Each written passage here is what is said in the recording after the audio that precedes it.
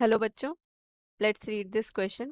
Question says equal number of helium and neon atoms are placed in two flasks of volume V1 and V2 where V1 is greater than V2. मतलब दो flask है जिसमें equal volume of V1 equal number of moles of number of atoms of helium and neon को put किया है और V1 flask का जो वॉल्यूम है वो ग्रेटर देन है V2 फ्लास्क में. V1 में हीलियम है, V2 में नियॉन है. And temperature of both the vessels are same. Temperature same है और नंबर ऑफ एटम्स सेम है. We have to identify the correct statement. तो करेक्ट स्टेटमेंट को आइडेंटिफाई करना है. एक एक करके सारे स्टेटमेंट देखते हैं. फर्स्ट स्टेटमेंट क्या बोल रहा है? U r m s of helium is equals to u r m s of neon. U r m s मतलब r m s velocity. So a के लिए की कॉन्सेप्ट देखो क्या होगा. Key concept r m s velocity का जो formula होता है यू आर एम एस वो होता है 3RT upon m under the root. ठीक है, तो यहाँ से क्या पता चलता है कि आर एम एस वेलोसिटी जो है वो इन्वर्सली प्रोपोर्शनल है किसके? Under the root of molar mass के. Where m is what? Molar mass. Molar mass. t is temperature in Kelvin scale. Temperature in Kelvin scale. R is universal gas constant. Universal gas constant. So here molar mass of helium, molar mass of helium कितना होता है? 4 होता है. और molar mass of neon जो होता है वो ऑलमोस्ट 20 के बराबर होता है. तो यहाँ पे molar mass of neon is greater than molar mass of helium.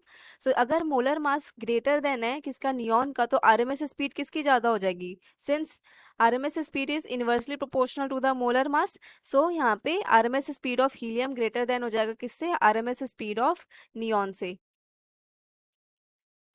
तो यहाँ पे ये आरएमएस स्पीड हीलियम और नियॉन के सेम है क्या? नहीं है. तो इसलिए A is incorrect. A is incorrect statement. हमें करेक्ट सिलेक्ट करना है तो करेक्ट स्टेटमेंट नहीं है. ए हमारा आंसर नहीं होगा. बी ऑप्शन को चेकआउट करते हैं. बी ऑप्शन क्या बोल रहा है? बी ऑप्शन बोल रहा है average kinetic energy of helium is equals to average kinetic energy of neon. तो यहाँ पे एवरेज काइनेटिक एनर्जी का फॉर्मूला क्या होता है पहले तो ये देखते हैं.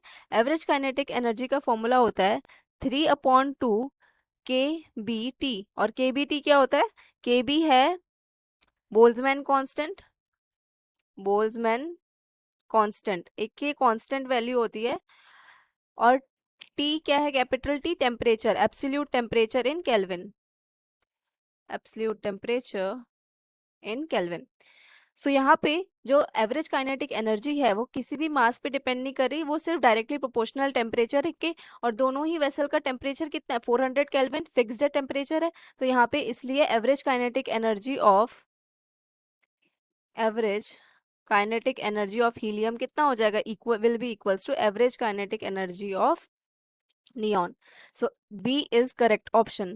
B is correct statement. So b हमारा आंसर हो जाएगा. B is the correct statement. C statement बोल रहा है partial pressure of helium is greater than partial pressure of neon. तो पार्शियल प्रेशर को कंपेयर किया है यहाँ पे, right. So according to c के लिए देख रहे हैं ना. So according to ideal gas equation, according to ideal gas equation we can write PV is equals to nRT, है ना. P is the pressure of gas, V is the volume of gas, volume of gas, N is the number of moles, number of moles जो किसके equal लिखते हैं? Number of atoms divided by number of atoms divided by Avogadro's constant Na.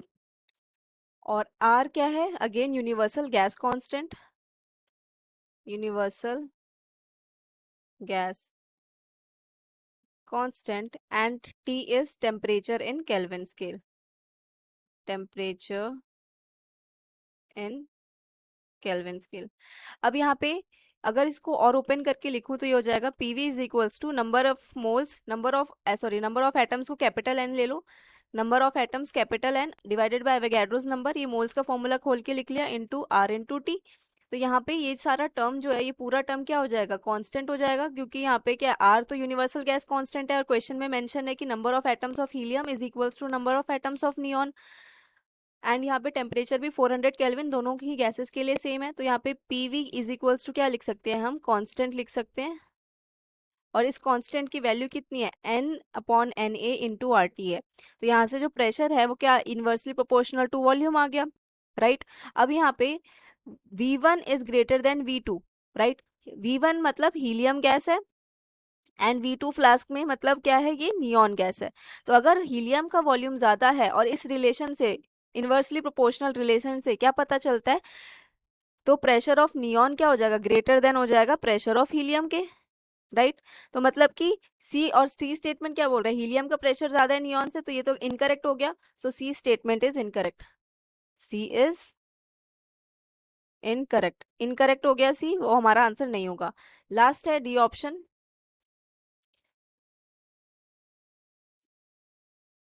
D option क्या बोल रहा है, pressure of helium is less than pressure of neon. Yes it is correct, क्योंकि यहीं पे प्रूव हो गया, यहाँ पे सी ऑप्शन में ही प्रूव हो गया, pressure of helium is less than pressure of neon, partial pressure of neon. So D is correct. D is correct.